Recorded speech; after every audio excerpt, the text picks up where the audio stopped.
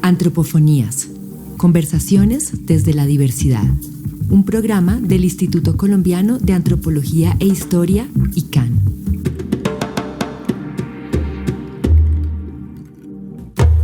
Hola gente, bienvenidos a este nuevo episodio de Antropofonías, el programa radial del Instituto Colombiano de Antropología e Historia.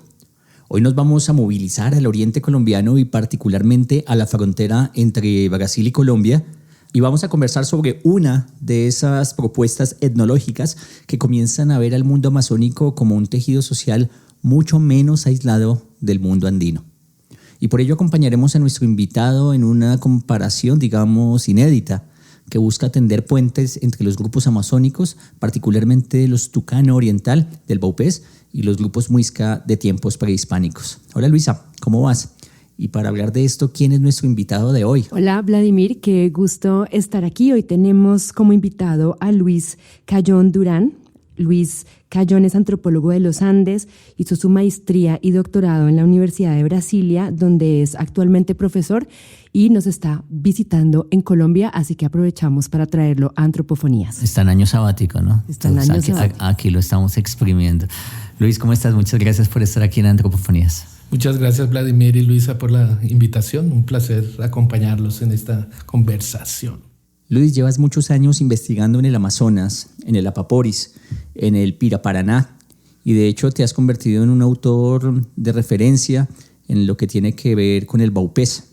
Sin embargo, recientemente te embarcaste en una comparación un poco inusual, sobre todo si tenemos como punto de partida aquella creencia neoevolucionista que incluso viene desde tiempos de Humboldt y que distingue radicalmente a unas sociedades aparentemente simples que habitan en las tierras bajas amazónicas de unas sociedades aparentemente complejas que habitan en las tierras altas. De hecho, se dice o se decía que las grandes civilizaciones nacen en las tierras frías y en las montañas.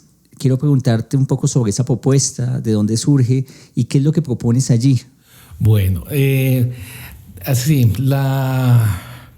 digamos que el conocimiento etnológico de América del Sur tiene como un enorme trabajo fundador que es el Handbook of South American Indians, editado por Julian Stewart, y que, basado en los conocimientos que había hacia finales de la década de 40, invitando a varios investigadores, se hizo un compendio enorme, ¿no? de sobre todo el continente y dentro de de lo que había hasta esa época. Y una de las reflexiones finales del libro es que habría una separación muy grande entre las tierras altas, en el mundo andino, donde existieron estados, y habría otra gran región que sería como el área circuncaribeña o lo que después va a ser llamado área intermedia, que toca todo lo que es Colombia y Panamá, Costa Rica, Ecuador, donde habría también cacicazgos, pero no hubo estados, y habría las tierras bajas con sociedades igualitarias, sin estructuras políticas complejas. Y básicamente como que se quedó esa idea de que la civilización, del Estado, las formas complejas solo podrían existir en el mundo andino y que las tierras bajas, por tener unas limitaciones ambientales, que suelos pobres, aguas con pocos nutrientes, no tendrían la capacidad nunca de sustentar una gran población ni generar sociedades complejas en la Amazonia, por ejemplo, en el Orinoco.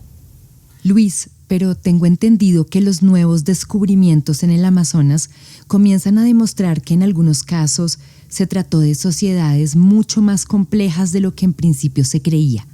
Háblanos un poquito de eso. Bueno, pues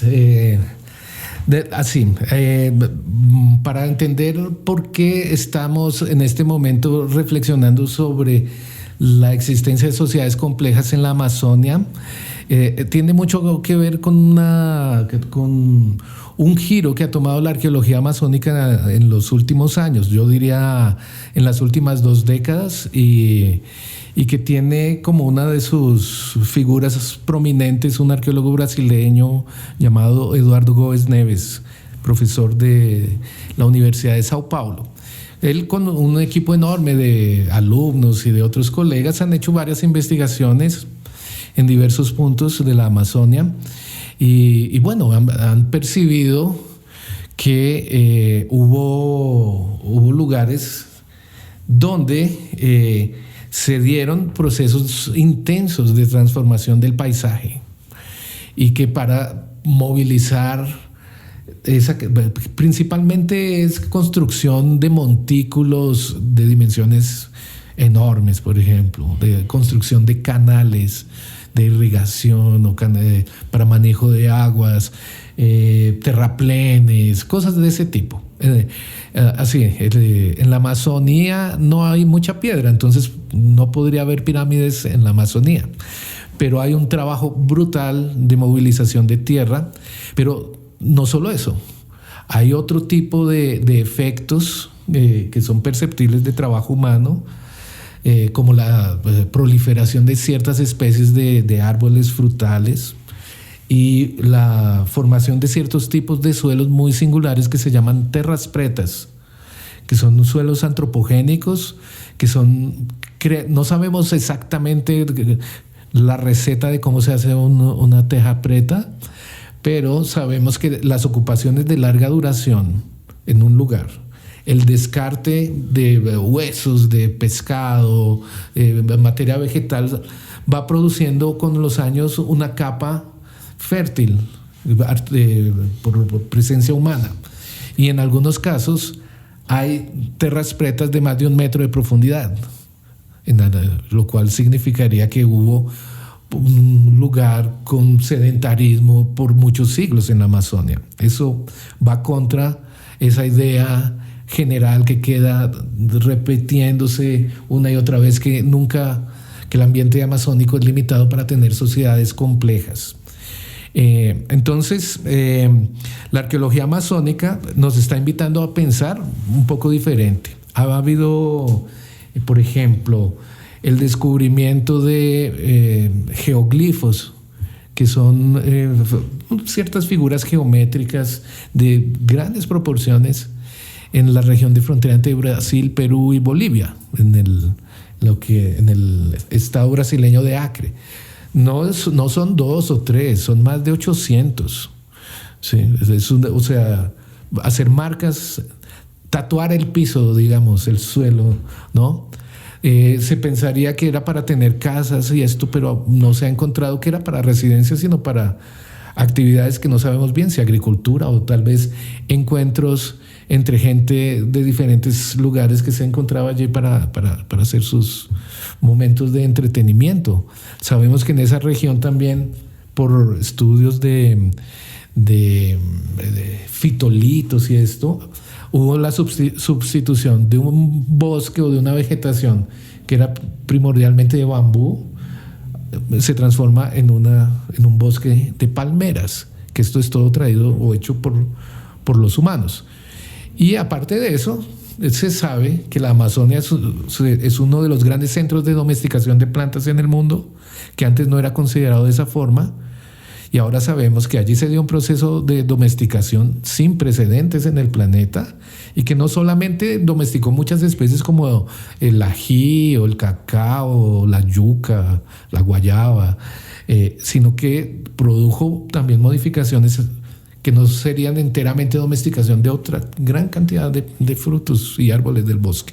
Entonces el paisaje amazónico termina siendo altamente seleccionado por las poblaciones indígenas a lo largo de los miles de años que están allí. Justamente la lectura arqueológica clásica ha difundido una representación muy limitada de ese poblamiento amazónico de larga duración. No tenemos la impresión, sobre todo, que las sociedades indígenas eran muy y muy sencillas en su estructura, que vivían en pequeñas agrupaciones, que eran cazadores, recolectores. Y me gustaría saber... La tribu. La tribu, La ni siquiera tribu. la banda. La banda. La banda, ¿no? Este era como el estereotipo que se ha vuelto común, no solamente por la arqueología, sino también incluso por los productos culturales que ayudan a difundir esta imagen. Y a través de este análisis que tú haces, ¿cómo podemos complejizar estas nociones comunes, por ejemplo, de la caza y la recolección, que te permite encontrar allí? ¿Qué podemos hoy decir sobre cómo subsistían estos grupos? Bueno, hay algo que es muy interesante, que va a generar una visión distorsionada de los pueblos amazónicos.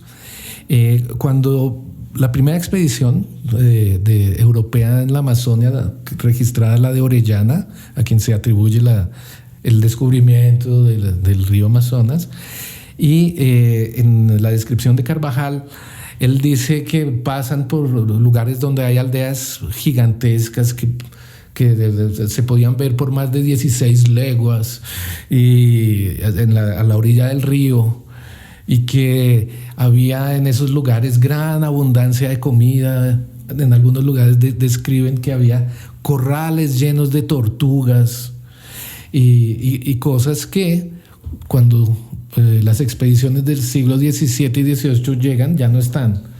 Claro, viene las enfermedades, la gran mortandad de gente, dispersión hacia las cabeceras, el bosque toma el espacio de lo que eran antiguas aldeas, se crea la idea de que es un lugar vacío y prístino, etcétera, la selva.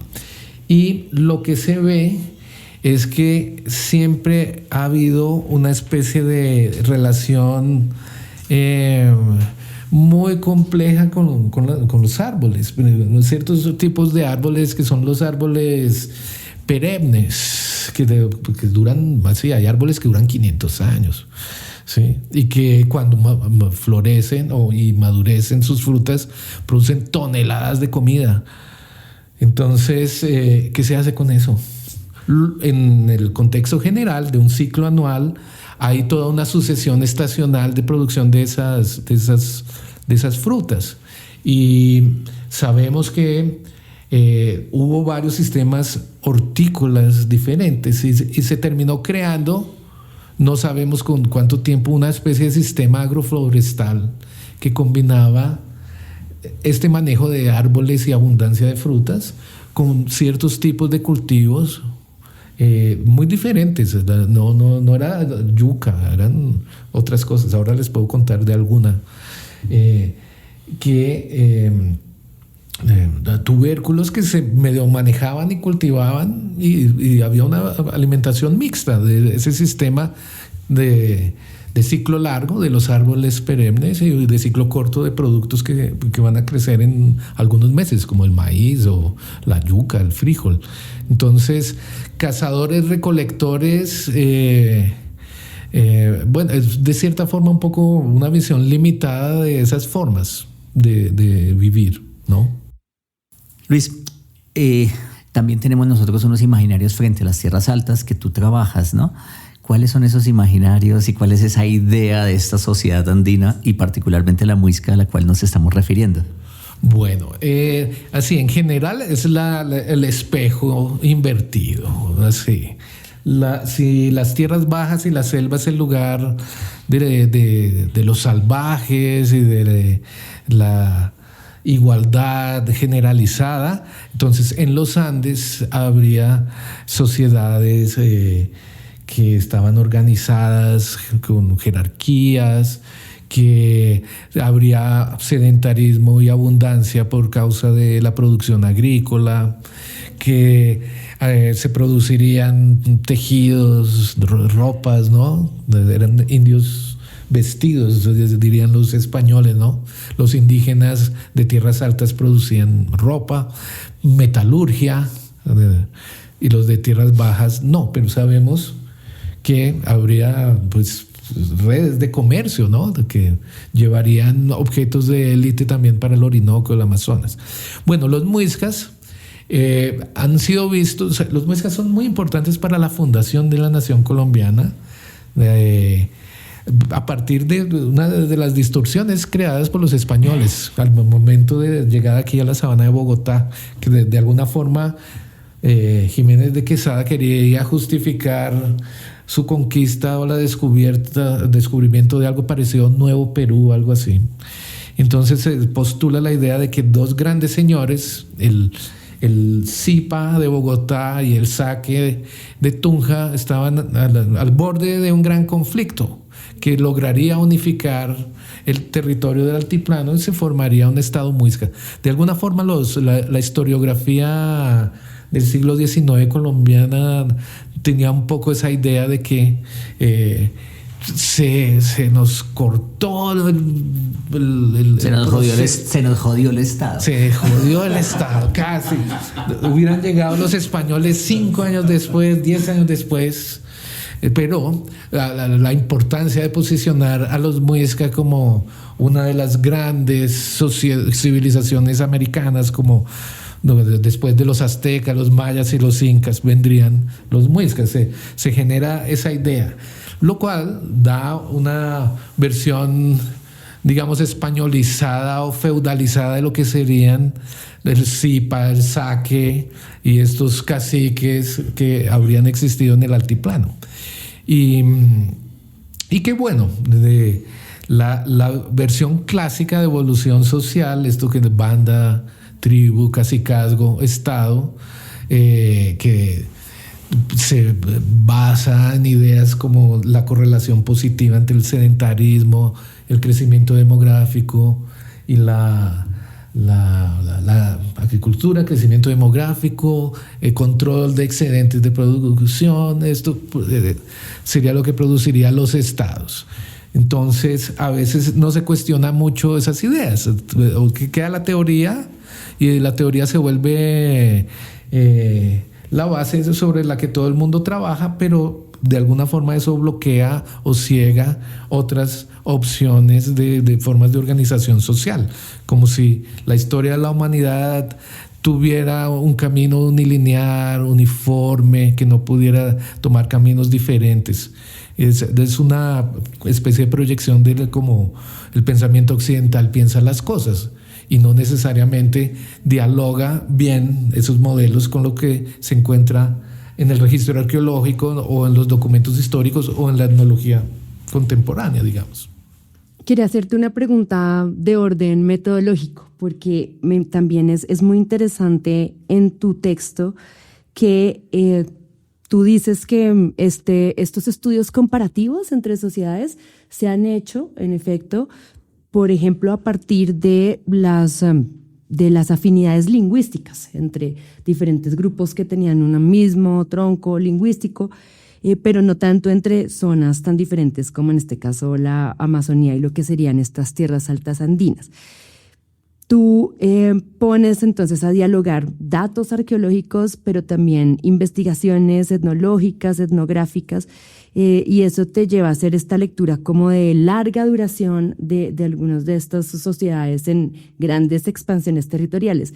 Quería preguntarte qué tan difícil o qué implica metodológicamente a poner en diálogo esos datos tan distintos.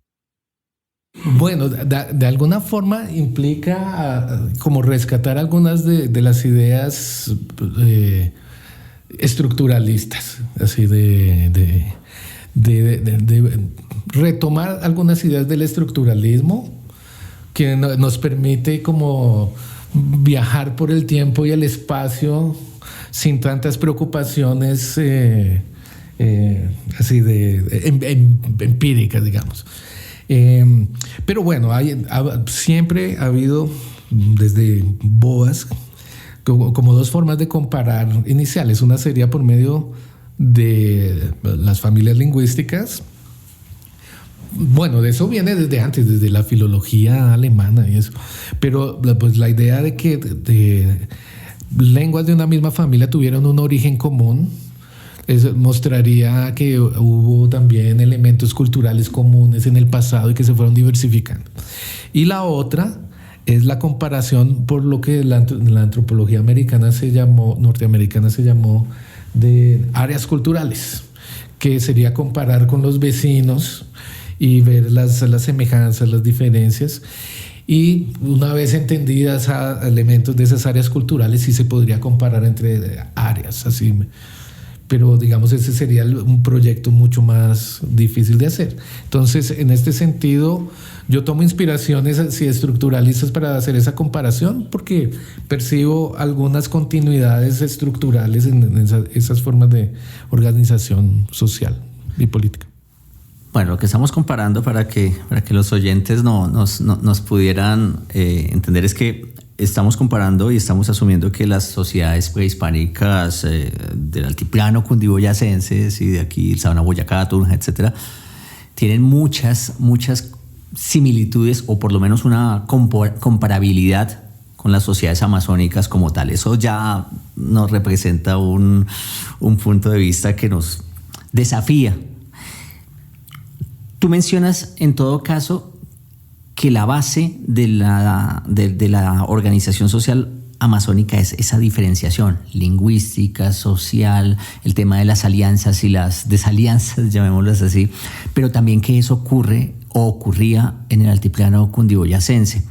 ¿Cómo logras llegar a esa comparación? Bueno, es una aplicación de algunos elementos que la etnología amazónica ha construido con mucha fortaleza en las últimas décadas, que es todo relacionado al tema de la construcción del cuerpo de la persona.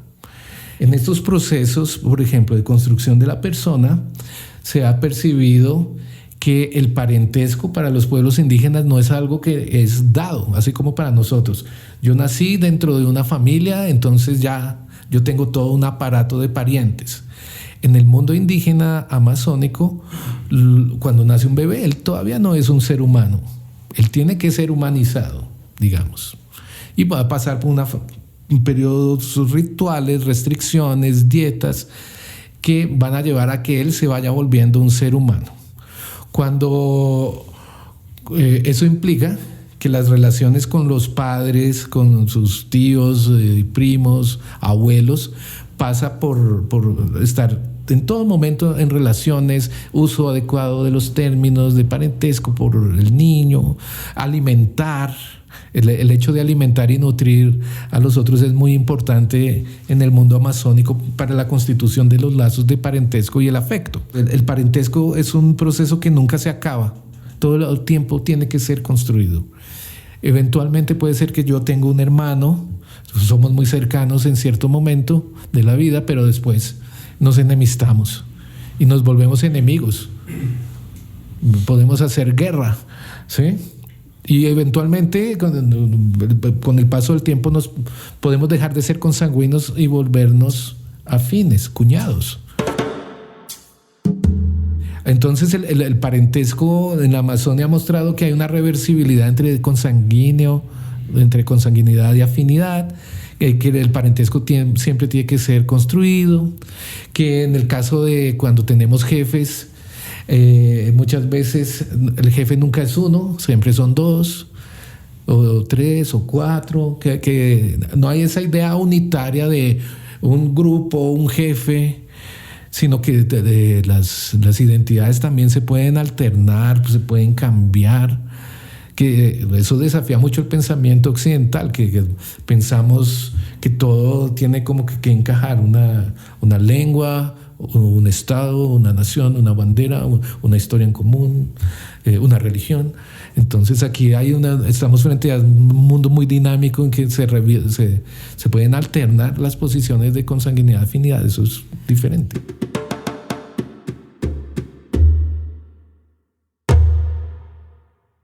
Ahí, en esa comparación entre lo andino, lo muisca en particular, y lo amazónico, tú planteas también la importancia de las relaciones externas, ya lo habías mencionado, y quisiera como colocarlo de esta manera, y tú me corregirás si lo estoy comprendiendo y explicando pues de la manera adecuada.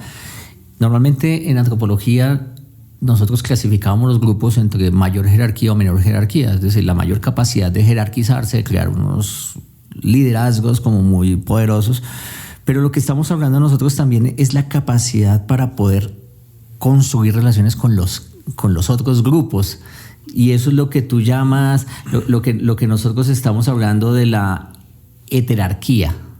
La heterarquía y la jerarquía, que tú lo encuentras tanto en los Andes como en el Amazonas. ¿Cómo explicarle eso a la gente? Bueno, no toda forma social o estructura social compleja necesita ser jerárquica, ¿sí? Yo estoy aquí postulando que ella es jerárquica por un lado y por el otro lado es heterárquica. Entonces, ¿qué es heterarquía?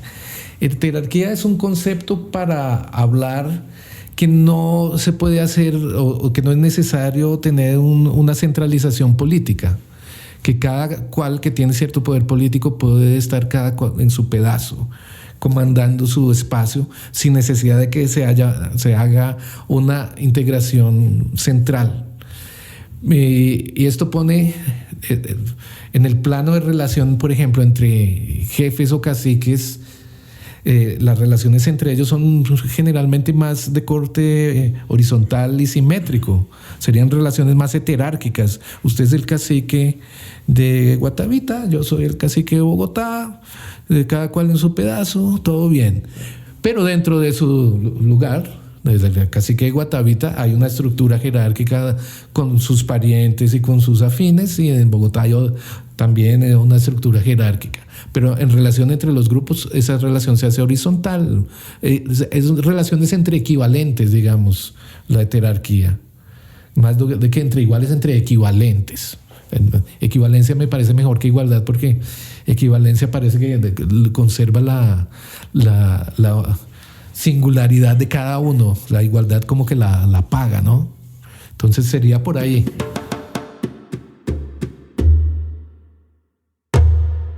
Saliéndonos un poco de tu trabajo concreto del que estamos comentando y pensando en tu carrera de investigador y profesor que ya tiene varios años de trayectoria, me gustaría preguntarte por qué seguir investigando las sociedades indígenas. Parece obvia esta pregunta, pero yo creo que es una pregunta que, por ejemplo, los y las estudiantes de antropología hoy se están haciendo y creo que les encantaría hacerte. Pues así. Han cambiado mucho, digamos, las condiciones políticas para hacer etnografías clásicas, ¿no? Porque hoy en día los movimientos políticos indígenas tienen una fuerza muy grande y de alguna forma ellos también pueden como decir quiénes son. Pero el trabajo etnográfico, él muestra dimensiones de otro lado. Es como cuando, digamos, hay historiadores que estudian Colombia y ven cosas que los colombianos tal vez no veamos, ciertos procesos o cuestiones, porque tampoco estamos metidos ahí, pero hay el trabajo etnográfico que quiere tratar ciertos asuntos y puede ayudar a pensar o a imaginar un mundo o mundos diferentes.